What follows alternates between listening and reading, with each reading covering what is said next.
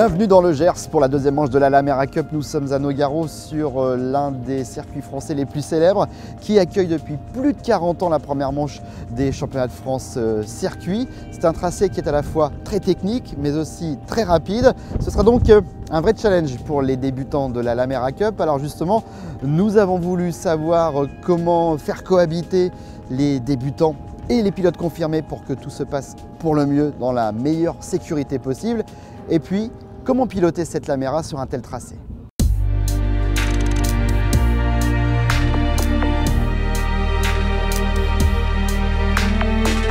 La première chose, c'est au moment du briefing, quand on rencontre tous les pilotes, justement, de bien expliquer qu'il y a tout type de pilotes qui vont courir. Donc on essaye de leur expliquer, les gentlemen, faites attention aux pilotes qui sont plus rapides.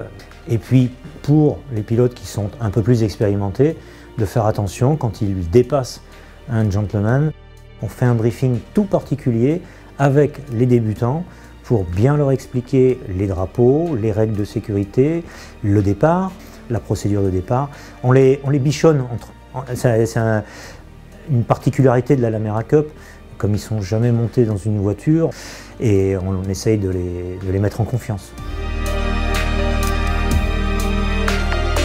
Le départ d'une course, c'est toujours un moment un petit peu particulier. Après, effectivement, c'est les stands.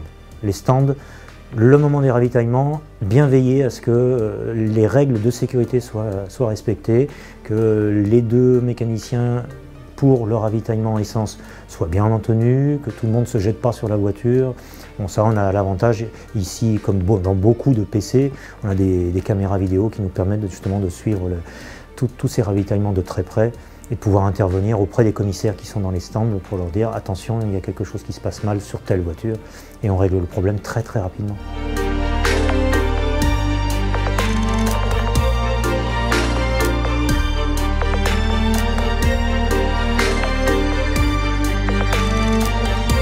Il y a effectivement deux secteurs, secteur rapide, secteur lent. Il faut bien se positionner dans les secteurs lents pour essayer d'avoir le maximum de vitesse dans les secteurs rapides.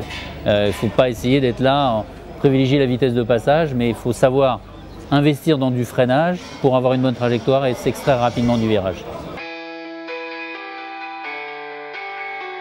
C'est un peu le même scénario qu'à Nîmes, hein. On a rencontré la pluie et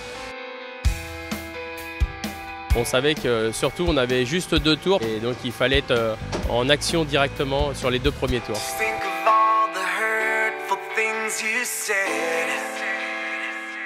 Ça s'est bien passé. Des essais libres sur une piste humide et une grosse averse 5 minutes à peine après le début des essais qualifs. Et à ce petit jeu, c'est Emmanuel Orgeval sur la Lamera numéro 15 du team Christian Meunier qui tire son épingle du jeu. Deuxième pole cette saison sur 2 courses. Rappelle-moi pourquoi. 2-3.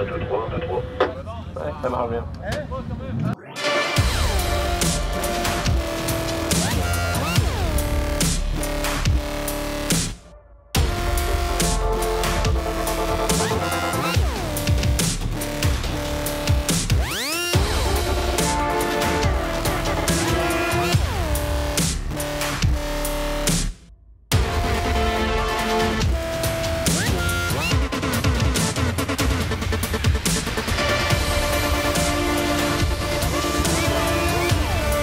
À Le Denon, on n'avait même pas fait les qualifs, on n'avait pas fait la course. Donc pour les champions qui commencent la course, le championnat cette année avec une dernière place, ça la fout mal. Olivier Pernaut a fait un super travail quand même, il a mis au point la voiture, on a validé toutes les pièces, on a tout changé. Et ce qui nous a permis d'avoir une voiture pas mal dès le setup. On a eu peur avec le premier relais de notre Samuel National. Sam nous a fait l'exploit de taper le meilleur chrono. Je ne sais pas d'où il a fait le moins bon et le meilleur en même temps.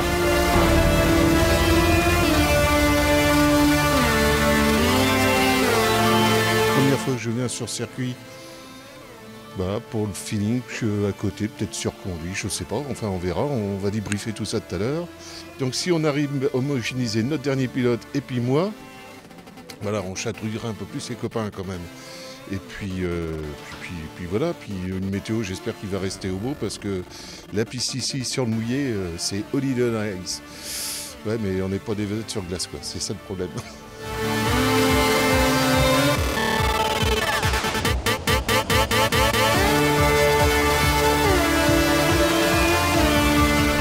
C'est donc l'homogénéité qui a fait la différence comme bien souvent pour cette première course. En tout cas, les tenants du titre sont de retour. Place maintenant à la deuxième épreuve du week-end. Au programme 6 heures de course divisées en 2 parties. Une petite coupure de 2 heures. Du soleil enfin de retour. Et puis vous allez le voir, pas mal de rebondissements.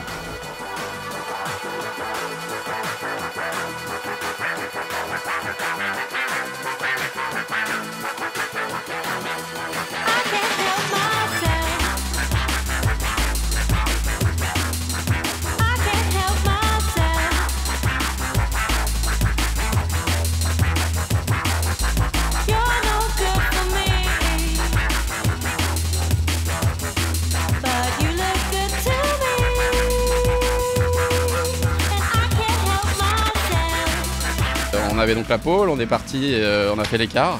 Et malheureusement, une petite panne, un problème de relais sur le radiateur, donc une chauffe. On vient de perdre 7 tours, donc voilà, on est redescendu, mais on va à la guerre.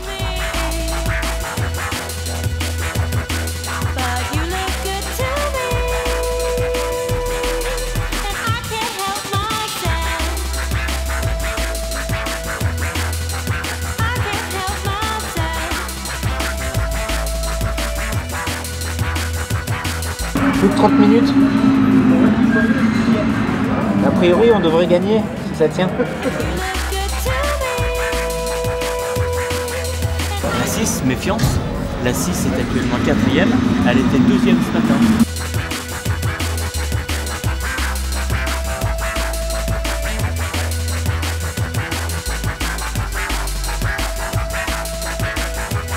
Heureusement que je les gagne pas toutes quand même. Sinon, ils commenceraient à douter de la préparation des autos. Non, mais là, toutes les voitures ont quand même globalement bien marché. Les gens sont contents, c'est bien, c'est top. Et les mécanos aussi, et encore une fois, je le redis, ils ont fait un gros boulot.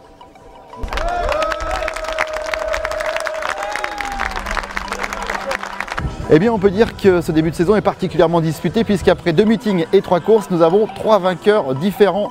Rendez-vous pour la prochaine étape, ce sera le week-end du 15 et 16 juin sur le circuit de Pau-Arnos.